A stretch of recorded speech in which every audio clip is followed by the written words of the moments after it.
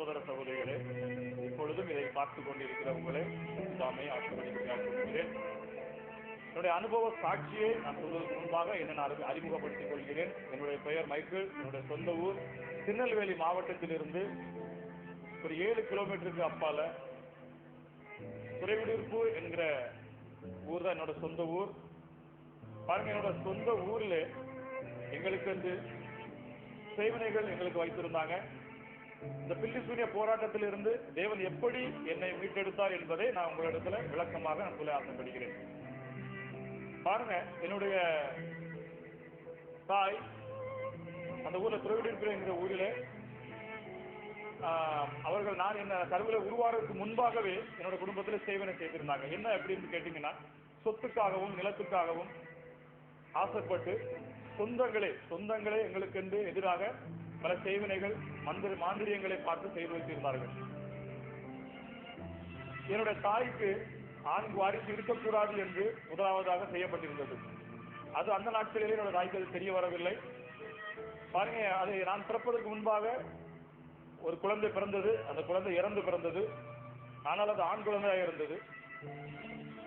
அந்த குழந்தை இறந்து பிறந்ததுக்கு அப்புறம் தான் எங்க அம்மாவுக்கு தெரிய வந்தது, இது ஏதோ ஒரு சேவனை கூடாதனால இந்த மாதிரி இறந்து பிறந்திருக்கு தெரிய வந்தது. அதன் பின்பாக வரும் நாட்களில் என்னோட தாய்க்கு அதிகமாக விசுவாசிகள் வந்து பயமுறுத்த ஆரம்பித்தது. இப்படி நாட்கள் கடந்து சென்று கொண்டிருக்கிறீர்களே, எங்க அம்மா வந்து ஒரு நாள் ஒரு முடிவு பண்ணாங்க, ஏதாவது ஒரு கோயில் குளத்துக்கு நம்ம போவோம் அப்படின்னு சொல்லி முடிவு பண்ணி ஓவரி என்கிற ஒரு கோயிலுக்கு, அந்த ஓவரி என்கிற ஊர்ல உள்ள ஒரு கோயிலுக்கு போயிருந்தாங்க. அப்ப அங்க ஒரு குறி சொல்லுகிற ஒரு பெண் இருந்தாங்க. அந்த குறி சொல்லுகிற பெண் என்ன அப்படின்னு பாத்தீங்கன்னா, அந்த இடத்துல நிறைய ஜனங்களை கூட்டி வைத்து எல்லா ஜனங்களுக்கும் குறி சொல்லி கொண்டிருந்தது. அப்போ என்னுடைய தாய் என்ன நினைச்சாங்க அப்படின்னா, நாமும் அந்த இடத்துல போய் நம்மளும் குறி கேட்போம், அந்த பெண் என்ன சொல்லுகிறார் என்று கேட்போம் என்று என்னோட தாயும் ஆசைப்பட்டாங்க. அந்த நாட்களே ரட்சிப்பை குறித்து பேச என்னோட தாய் அந்த நாட்களில் அதிகமாக எழுப்புதல் இல்லாத காலம் அது. என்னோட தாயும் போய் அந்த குறி சொல்ற அந்த பெண்ணிடம் போய் கைகளை காமிக்கிறாங்க. அந்த குறி சொல்ற ஆவி என்னோட தாயோட கையை பார்த்து விட்டு அது சொல்லிச்சா, உங்களுக்கு குறி சொல்ல முடியாதுமா அப்படி என்று சொல்லி இருக்கிறது. பாருங்க, அவங்க அப்படி சொன்ன உடனே எங்க அம்மா வந்து என்ன இது என்ன புதுசா இருக்கு, எனக்கு சொல்ல மாட்டேன்னு சொல்றாங்களே அப்படின்னு சொல்லிட்டு அவங்க என்ன செஞ்சாங்க, பக்கத்துல ஒரு கொஞ்சம் தூரத்துல போய் உட்கார்ந்து இருந்துட்டு ஒரு அரை மணி நேரத்துக்கு அப்பால என்னோட மூத்த சகோதரி அவங்களை அனுப்பி விடுறாங்க, போய் நீ போய் கேளு அப்படின்னு சொல்லி. அப்ப என்னோட மூத்த சகோதரி என்ன பண்றாங்கன்னா, அவங்க போய் அந்த கூட்டத்துல போய் கையை நீட்டி கேட்கிறாங்க. இந்த மூத்த சகோதரி அந்த கூட்டத்துல போய் கையை நீட்டி கேட்கிறப்போ அந்த குறி சொல்ற பெண் என்ன சொல்லிச்சுன்னா, அதை பார்த்துட்டு, ஆமா அந்த கைக்கு இப்ப கொஞ்சம் முன்னாடி தானே சொன்னேன் நான் சொல்ல முடியாதுன்னு சொல்லிட்டு அப்படின்னு சொன்ன உடனே எல்லாருக்கும் ஆச்சரியமா இருந்துச்சு. முதல்ல வந்தது அவங்க அம்மா தான் வந்தாங்க. இப்பொழுது இந்த பெண் வந்த பொழுது இந்த லேடி கரெக்டா சொல்லுது. அப்ப அங்க இருந்து சுத்தி இருந்தவர்களை ஆச்சரியப்பட்டு அவங்களே கேட்க ஆரம்பிச்சாங்க, அப்ப இதுக்கு என்ன காரணம், ஏன் உன்னால குறி சொல்ல முடியாது சொல்லுங்க அப்படின்னு சொன்ன உடனே அந்த லேடி சொன்னது, அந்த பெண் சொன்ன வார்த்தை, அந்த குறி சொல்ற ஆவி அது என்ன சொல்லிச்சுன்னு பாத்தீங்கன்னா, அது சொன்னது, இவர்களுக்கு நாங்க குறி சொல்ல முடியாது. ஏன் அப்படின்னா, இவர்களுடைய கையில் ரேகையப்படி இவர்களுக்கு சொல்ல வேண்டும் என்று பார்த்தால் இவர்கள் இந்த ஊரில் இந்த பூமியில வந்து உயிரோட இருக்கக்கூடாது. இவர் இந்த பூமியில உயிரோட இருக்கிறாங்க அப்படின்னா அவங்க அது அந்த ஆவி சொல்லுது, இந்த அண்ட சராசரிக்கு படைச்ச ஒரே ஒரு தேவன், அவர் பெயர் தான் இயேசு கிறிஸ்து என்று சொல்லிட்டு அவர் தான் இவர்களை காப்பாற்றி வருகிறார் என்றது. பாருங்க, இதை கேட்டோன்னு எங்க அம்மாவுக்கு ரொம்ப ஆச்சரியமா இருந்துச்சு. அந்த நாளிலிருந்து எங்க அம்மா என்ன செஞ்சாங்கன்னா, அதிகமா இயேசு கிறிஸ்து மேல அதிகமாக ஒரு நம்பிக்கை வைத்தாங்க. பாருங்க, ஆனாலும் பாருங்க, இதுல நான் என்ன புரிஞ்சுக்கிட்டேன் அப்படின்னா, பிசாசினால் அந்த குறி சொல்ற ஆவியினால வருங்காலத்தை குறித்தோ கிறிஸ்துவோட பிள்ளை கிறிஸ்து யாரை தெரிந்து கொண்டாரோ அவர்களை குறித்து அந்த ஆவியினாலே அந்த பிசாசினால சொல்ல முடியாது. அப்பொழுது எங்க அம்மாவுக்கு அது ஒரு பெரிய பயங்கர சந்தோஷமாக இருந்தது. பாருங்க, நாள் கடந்தது. அப்போ எங்க அம்மா வயிற்றுல நான் இருக்கேன், நான் உருவானேன், நான் பிறக்க ஆரம்பித்தேன், நான் பிறந்த பொழுது பாருங்க நல்ல சுகமாக பிறந்தேன். அப்போ எங்க அம்மா பயங்கர சந்தோஷத்துல இருக்கிறாங்க, வீட்டுல வச்சிருக்கிறாங்க. ஆனால் எங்களுக்கு யார் சேவனை வச்சாங்களோ அவங்களால அது பொறுக்க முடியவில்லை. அவங்க அதை கேள்விப்பட்டு என்ன செஞ்சுட்டாங்க, எங்க வீட்டுக்கே வந்துட்டாங்க. எங்க அம்மா கிட்ட வந்தாங்க. எங்க அம்மா கிட்ட வந்து அவங்க சொன்னது என்ன சொன்னாங்க அப்படின்னா, இது எப்படி உனக்கு சாத்தியமாச்சு, உனக்கு ஆண் வாரிசு இருக்கக்கூடாது, எப்படி வந்தது பாருங்க. அவங்க பேசுகிற விதத்தை வச்சு எங்க அம்மா புரிஞ்சுக்கிட்டாங்க, இவங்க தான் செஞ்சிருக்காங்க அப்படிங்கறத எங்க அம்மா புரிஞ்சுக்கிட்டாங்க. அப்ப ஆனாலும் அவங்க வீடு அவங்க திரும்பி செல்றப்ப சொன்னாங்களாம், ஆனாலும் நான் விடமாட்டேன், இந்த பிள்ளைய வளர விட மாட்டோம், நாங்க ஏதாச்சும் ஒண்ணு இந்த ஊர்ல இருக்க விட மாட்டோம், நீ சொத்து எல்லாத்தையும் விட்டு நீ இந்த ஊரை விட்டு போறா அப்படின்னு சவால் விட்டுட்டு போனாங்களாம். எங்க அம்மாவுக்கு மிகவும் வேதனையா இருந்திருக்கு. பாருங்க, இது நாட்கள் இப்படியே கடந்து சென்றது. தினமும் பாத்தீங்கன்னா எங்க வீட்டுல வந்து அடிக்கடி பயமுறுத்தல், எங்க அம்மாவை பயமுறுத்தும், எங்க அக்காவுக்கு பயமுறுத்தும். நானும் கொஞ்சம் கொஞ்சமா வளர்ந்து வருகிறேன். வளர்ந்து வரும் நாட்களில் ஒரு நாள் பாருங்க, எங்க வீட்டு சன்னல்ல நைட் ஆச்சுன்னா இரவாச்சுன்னா நாங்க பாத்ரூம் ஒன்னா வெளியில தான் போக வேண்டியிருக்கும். நாங்க வெளியில கதவை திறந்தோம்னா எங்க சித்தப்பா பாத்தீங்கன்னா அவர் எங்க வீட்டுக்கு வெளியில சுத்திக்கிட்டே இருப்பார். ஏதாச்சும் எலுமிச்சை பழத்தை ஏதாச்சும் செஞ்சு வைப்பார், எங்க வீட்டு முன்னாடி ஏதாவது தோண்டி ஏதாச்சும் செய்வாரு. எங்க வீட்டுல சேலைகள் துணிகள் ஏதாச்சும் இருந்தா எடுத்துட்டு போயிருவாரு, எங்க ட்ரெஸ்ஸை எடுத்துட்டு போயிருவாரு. முடிகள் எங்க கீழே இருக்கா அதை எடுத்துட்டு போவார், காலடி மண்ணை எடுக்க பார்ப்பாரு. இப்படி நிறைய விஷயங்களை அவர் செய்வார் பார்த்து. அப்ப பாருங்க பிரியமானவர்களே, அவர் அந்த மாதிரி காரியங்களை பண்ணி கொண்டிருந்த நாட்களில் ஒரு நாள் நாங்க கதவு திறந்துட்டு வெளியில போகிறோம். நாங்க பயத்தோடு தான் போவோம் பாத்ரூம் போனா. ஏன்னா நாங்க நிறைய உருவங்கள் அந்த இடத்துல நாங்க பார்ப்போம், ஒரு நிழல் போல எங்களுக்கு தெரியும்.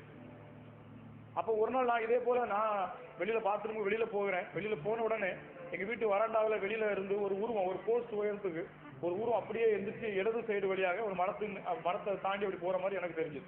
நான் உடனே எங்க சின்னக்காட்ட கேட்டேன், உனக்கு தெரியுதா, நீ ஏதாவது பாத்தியா, அப்படி ஒரு நல்ல மாதிரி எனக்கு போச்சு எனக்கு தெரிஞ்சது அப்படின்னா. அவர் சொன்னா, ஆமா நானும் பார்த்தேன் அப்படின்னு. நீ பெரியக்கா சொன்னா, ஆமா நானும் பார்த்தேன் அப்படின்னா. இப்ப பாருங்க, இந்த மாதிரி எங்களை பயமுறுத்தும். இது நாளடைவில் என்ன ஆயிடுச்சு அப்படின்னா எனக்கு அதிகமாக பாதிக்க ஆரம்பித்தது. நான் ஒரு நாள் விளையாடி கொண்டு இருக்கிற பொழுது திடீர்னு எனக்கு ஒரு மயக்க மாதிரி வந்தது.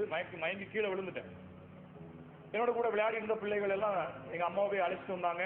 பையன் இப்படி மயங்கி விழுந்துட்டா அப்படின்னு சொல்லிட்டு வந்தாங்க. அவங்க வந்து என்னை தண்ணி தெளிச்சு என்னை எழுப்புறாங்க. பாருங்க, நான் கண்ணை முழிச்சு பாக்குறப்போ எனக்கு எங்க பார்த்தாலும் பாம்பா தெரிய ஆரம்பிச்சு. என்னை நோக்கி பாம்பு ஓடி வருவது போல இருந்துச்சு. ஏமா பாம்பு, இந்த பாம்பு வருது, இந்த அங்க பாம்பு வருது, என்னை கடிக்க வருதுன்னு சொன்னேன். அப்ப அவங்க நினைச்சிட்டாங்க ஏதோ பயந்து இருப்பான்னு சொல்லிட்டு என்னை வீட்டுக்கு அழைச்சிட்டு போனாங்க.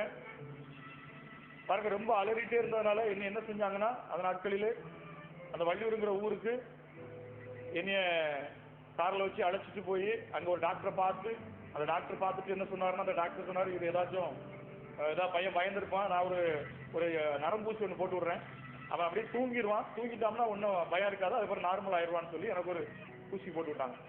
பாருங்க, ஊசி போட்ட கொஞ்ச நேரத்தில் எனக்கு தூக்கம் வந்து நானும் தூங்கிட்டேன். வீட்டுக்கு அழைச்சிட்டு வந்தாங்க. வீட்டுக்கு அழைச்சிட்டு வரப்போ இரவு ஒரு 9:30 மணி இருக்கும். நான் ஒரு மணி நேரம் தூங்கியிருப்பேன். தூங்கி முழிக்கிறேன், கண் விழிச்சு பார்த்தா அதே போல அந்த பாம்புகள் மறுபடியும் என்ன நோக்கி ஓடி வருது. எங்க வீட்டுக்குள்ள வச்சுக்கிறாங்க. பாருங்க, வீட்டுக்குள்ள பெரிய ஒரு சுரூபம்பாங்க, அந்த வேளாங்கண்ணி சுரூபம்பாங்க, அந்த சுரூபம்லாம் வச்சிருப்பாங்க, பெரிய 6 உயரத்துக்கு வச்சிருப்பாங்க.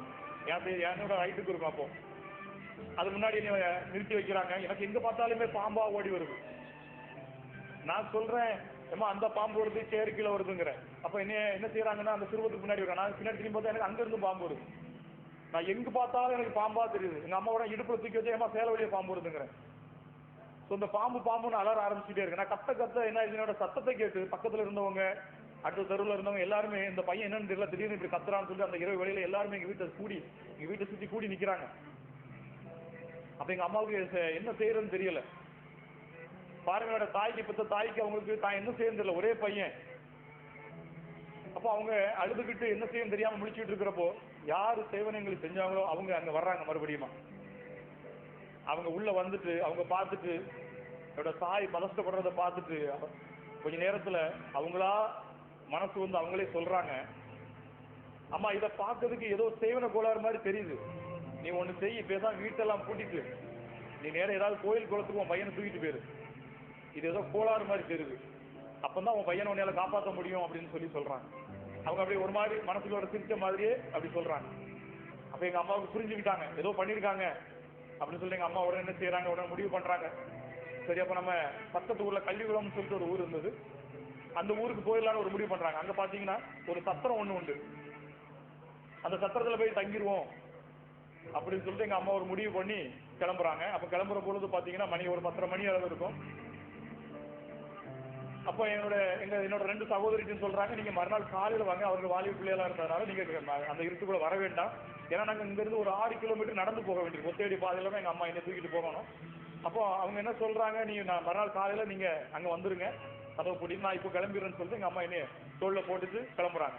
பாருங்க, என்னோட தாய் என்னை தூக்கி தோல்ல போட்டுட்டு கிளம்பி ஊர் எல்லையை தாண்டுற பொழுது சும்மா இருட்டா இருக்கு. என்னோட தாய் ஒரே அவங்க தனியா நடந்து போனோம் என்னை தூக்கிட்டு. அந்த நேரத்துல ஒரு முதியவர் அந்த இடத்துல வர்றாரு. அந்த இடத்துல அந்த முதியவர் எங்க அம்மாவை பார்த்துட்டு, அம்மா இந்த நேரத்துல எங்கம்மா போறான் அந்த இரவு வேலையில அப்படின்னு கேட்டோன்னு எங்க அம்மா சொல்றாங்க, இல்ல என் பையனுக்கு இந்த மாதிரி பிரச்சனை, திடீர்னு அலறான், என்னன்னு தெரியல அப்படின்னு. அந்த முதியவர் சொன்னாரு, அம்மா நீ தனியா போக வேண்டாம், நான் என் தோட்டத்துக்கு தண்ணி பாய்க்கிறதுக்கு போறேன், நீ தனியா போக வேண்டாம், ஒரு பொம்பளை தனியா போக கூடாது, நான் உனக்கு சொன்னேன் அந்த ஊர் எல்லை வரைக்கும் வரேன்னு சொல்லிட்டு அவர் என்ன செஞ்சாருன்னா, நீ அந்த பையனை ஏன்ட்ட கூடு அப்படின்னு சொல்லிட்டு என்னைய வாங்கி அவரோட தோல்ல போட்டார். தோல்ல போட்ட சொல்றா, தம்பி பயப்படாத தூங்குமா அப்படின்னு சொல்லி 2 தட்டு கொடுத்தாரு. பாருங்க, அவர் 2 தட்டு தட்டுனா நான் அப்படியே தூங்கிட்டேன். அந்த ஊர் எல்லையை தாண்ட வரைக்கும் நான் தூங்கிட்டே இருந்தேன். ஊர் எல்லையை தாண்டின உடனே அந்த முதியவர் வந்து என்னைய அப்படியே மாற்றி எங்க அம்மா கிட்ட கொடுத்தாரு. கொடுத்துட்டு அவர் சொன்னாரு, கவலைப்படாதங்கம்மா, கடவுள் உங்க கூட இருக்கிறாரு, நீ தைரியமா இருங்கன்னு சொல்லிட்டு அவர் என்ன செஞ்சாரு, நான் இனிமே கிளம்புற சொல்லி கிளம்பிட்டாரு. பாருங்க, அவரு எங்க அம்மாட்ட கொடுத்த உடனே மறுபடியும் நான் அலற ஆரம்பிச்சேன். நான் மறுபடியும் அலறிட்டே இருந்தேன். அந்த இருட்டுக்குள்ள அலறேன். அப்போ நாங்க அங்க போனப்போ நைட்டு ஒரு 3-4 மணி இருக்கும். அங்க பாத்தீங்கன்னா அந்த அந்த சத்திரத்தை போய் கதவை தட்டுறோம். கதவை தட்டினா ஒரு முதியவர் வந்து திறக்கிறாரு. உள்ள ஒரு சின்ன குண்டு பல்பு, ஒரு சின்ன பல்பு எரிஞ்சுட்டு இருந்துச்சு. அங்கிட்டு பாத்தீங்கன்னா அந்த மரியாள், அந்த மாதாவோட ஒரு சுருமம் இருக்குது, அது பக்கத்துல ஒரு சிலுவை இருக்குது, அந்த மரத்திலான செஞ்ச சிலுவை இருக்கு. அப்ப என்னோட தாய் என்ன செய்யறாங்கன்னா, அந்த சிலுவைக்கு முன்பாக ஒரு பீடம் மாதிரி இருக்கு, பலிப்பீடம் மாதிரி ஒரு இது கட்டி வச்சுக்கிறாங்க. அப்ப அந்த இடத்துல எங்க அம்மா என்னை போட்டு என்ன செஞ்சுறாங்கன்னா, உருட்டி அப்படி உருட்டுறாங்க. அவங்களுக்கு என்ன செய்ய தெரியாம என்னை உருட்டி தொட்டு என் மேல போட்டு, இயேசுவே நீங்க தான் காப்பாற்றணும், இயேசுவே நீங்க காப்பாத்துங்கன்னு சொல்லிட்டு அவங்க ஜெபம் பண்ண ஆரம்பிக்கிறாங்க.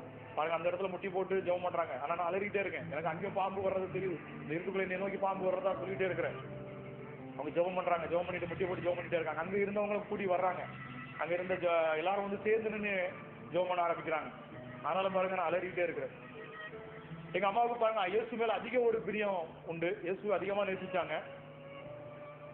அவங்க எப்ப முழங்கால் கொடி போட்டு கைகளை 2 விரிச்சு எப்பவுமே இயேசுவை தான் கூப்பிட்டு அதிகமா ஜெபம் பண்ணிட்டே இருந்தாங்க. இது நான் 1 நாள் இல்ல 2 நாள் இல்ல 3 நாள் தாண்டினது. நான் அப்படி அலறிட்டே தான் இருக்கிறேன். எங்க ஊர்ல சொந்த ஊர்ல இருந்து என்னை பார்க்கறதுக்காக ஒரு சில ஜனங்கள் வந்தாங்க. எங்க சொந்தத்துல உள்ளவங்க வந்தாங்க. அவங்க வந்து பார்த்துட்டு அங்க வந்து பார்த்துட்டு அவங்க எங்க அம்மாட்ட சொல்றாங்க, ஏமா நீ என்ன கோயிலே போட்டு இப்படியே வச்சுட்டு இருக்கிற, நீங்க வைக்கிறது நல்லது இல்ல, நீ ஒண்ணு செய்ய, நீ பேச நம்ம ஊருக்கு நிறைய மந்திரவாதிகள் வர்றாங்கல்ல, நீ எத்தனையோ மந்திரவாதிகள் அவங்கள பாரு, அவங்க உடனே ஏதாவது சரி செஞ்சிருவாங்க அப்படின்னாங்க. ஆனா எங்க அம்மா ஒரு வார்த்தை சொன்னாங்க, இல்ல நான் அந்த இயேசு மேல கடவுள் அதிகமா நம்புறேன், நான் இயேசு மேல அதிகமா நம்பிக்கை வச்சிருக்கேன், அவர் கண்டிப்பா இதை மாத்துவாரு அப்படின்னு சொல்லிட்டு அவங்க ஒரு விசுவாசத்தோட இருந்தாங்க. பாருங்க, அந்த சொந்த வந்தவங்க வந்து கோவிச்சுட்டு போயிட்டாங்க. வேணும் நீ எப்ப கோயிலே கடை ஒன்னும் ஆக போறதுல சொல்லிட்டு அவங்க போயிட்டாங்க. பாருங்க பிரியமானவர்கள், நான் எந்த இடத்துல அந்த இடத்துல அலறிட்டு இருந்த இடம் எப்படிப்பட்டதுன்னு பாத்தீங்கன்னா, அங்க நிறைய பைத்தியங்களை கட்டி வச்சிருந்தாங்க. அந்த இடத்துல அங்க எங்கும் பார்த்தாலும் சங்கிலியில கட்டி வச்சிருந்தாங்க. அந்த சின்ன வயசுல என்னையும் அந்த இடத்துல வச்சிருந்தாங்க. சாயந்தரம் ஆயிடுச்சுன்னா எனக்கு பாத்தீங்கன்னா அங்க நிறைய இறந்தவங்க எல்லாம் தெரியும். எனக்கு இறந்த நான் சொல்லுவேன், அம்மா அந்த முக்கிய ஒரு பாட்டி என்னைய எட்டி பாக்குறாங்க அப்படிமா. அப்ப அங்க இருந்து ஏற்கனவே இருந்தவங்க, ஆமா அங்க ஒரு கிளவி இருந்து செத்தா உனக்கு தெரியாங்கப்பாங்க. அப்ப அந்த மரத்து பக்கத்துல அம்மா எனக்கு ஒரு பைத்தியம் ஒருத்தவங்க வந்து முடிய விரிச்சு போட்டிருக்காங்க, ட்ரெஸ் எல்லாம் நிக்கிறாங்க, சங்கிலியில கட்டி வச்சிருக்கோங்க. அப்ப சொல்லுவாங்க, ஆமா அங்க இருந்து ஒரு பைத்தியம் அதே மாதிரி தான் கிடந்தான், ட்ரெஸ் இல்லாம அதிலே இருந்து செத்து போயிட்டான், அவன் தெரியாதா பாமா. ஆனா இப்படி பல கசப்பான அனுபவங்களை அந்த நேரத்தில் அனுபவிச்சேங்க. இது பயமுறுத்தி கொண்டே இருக்கும். நான் அலறிட்டே இருந்தேன், கண்டினியூ அலறிட்டே இருந்தேன். பகல் என்று கிடையாது, இரவு கிடையாது, அலறி கொண்டே இருப்பேன். 24 மணி நேரமும் நான் பயந்து அலறின வண்ணமாவே இருந்துகிட்டு இருந்தேன். இது இப்படி நடந்துட்டே இருந்துச்சு. எங்க அம்மா ஜெபம் பண்ணிட்டே இருப்பாங்க, முட்டி போட்டு ஜெபம் பண்ணிட்டே இருப்பாங்க. 40 நாள் தாண்டினது. 41ஆவது நாள் நைட்டு இரவு எங்க அம்மா அவங்க என்ன செய்யறாங்க அப்படின்னா, ஒரு 4 மணி அளவுல ஜெபம் பண்ணிட்டு அப்படியே அயர்ந்து உட்கார்ந்து இருக்கிற பொழுது ஒரு தரிசனம் பாக்குறாங்க. ஒரு தரிசனத்துல ஒரு பெரிய சர்ப்பம், ஒரு பெரிய பாம்பு ஒண்ணு என்னை அப்படியே ஒழுங்குறதுக்கு வருதான், என்னை அப்படியே சாப்பிடுறதுக்காக. அது அப்படியே வாய் அப்படியே பிளந்துட்டு வருதான். அப்ப பாருங்க, எங்க அம்மா அந்த நேரத்துல இயேசுவேன்னு கூப்பிடுறாங்க. எங்க அம்மா அந்த இடத்துல நிக்கிறாங்களா. அந்த பாம்பு அப்படியே நகண்டு வந்து என் பக்கத்துல இருந்து வாய் அப்படி திறந்து என்னைய முழுங்குவதற்காக வருகிறது. பக்கத்துல வரும் பொழுது பாருங்க, அதோட சிரத்தின் மேலே, அதோட தலையின் மேல ஒரு பாதம் வந்து வைக்கிறோம். ஒரு அழகான ஒரு பாதம். இந்த பாதம் அப்படியே அந்த வாயை மூடுதான். தலைக்கு மேல வச்சு உடனே அந்த வாயை அப்படியே மூடு.